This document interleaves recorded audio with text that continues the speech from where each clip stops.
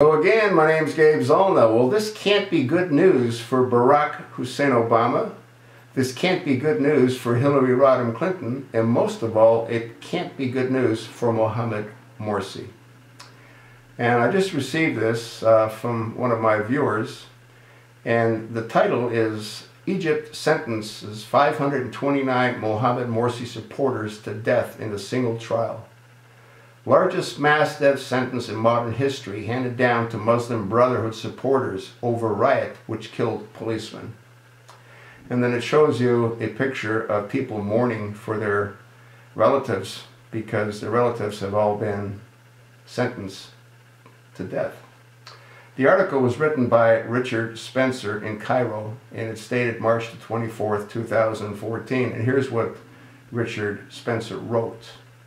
Egypt's judges have risked new international outrage after handing down the death penalty to 529 people accused of rioting in a mass two-day trial condemned as violating legal norms. The judge in the central city of Minya brought the case to a close after just 2 sessions. Lawyers said that he refused to allow the defense to complete their cases. The sentence, if it were carried out, would be the biggest mass execution from a single case in recent history of Egypt or anywhere else in the world. Legal experts say it is likely to be overturned on appeal, rejected by the Grand Mufti, to whom all death penalties are referred or commuted by the president, not least because of the international consequences of such an event. Egypt currently has qualified backing for its so-called, quote, roadmap to democracy, end of quote, from the United States and Britain, despite last year's overthrow of the country's elected president, Mohammed Morsi, of the Muslim Brotherhood. Once again, this cannot be good news for Barack Obama, Hillary Rodham Clinton, and most of all, for Mohammed Morsi.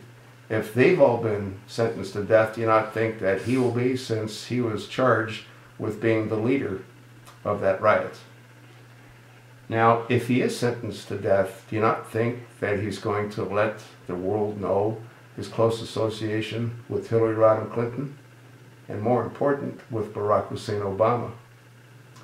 He might even let the world know that Barack Hussein Obama is one of the key leaders and architects of the Muslim Brotherhood. He might also shed new information as to what took place in Benghazi, Libya on 9/11/12. If you've watched some of my videos, there's one that I posted and it's titled, The Pieces of the Puzzle All Fit, Benghazi is the Key. Now, that's about a 10-minute video, and in that video, I outline what I believe happened and why it happened in Benghazi, Libya. It had to do with Mohammed Morsi.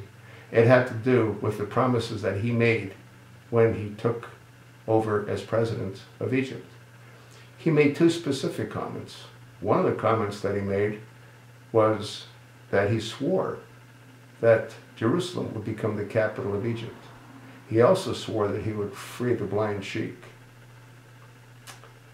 And I think Benghazi happened because of that promise. Go watch that video. Let me know what you think. I told you what I think.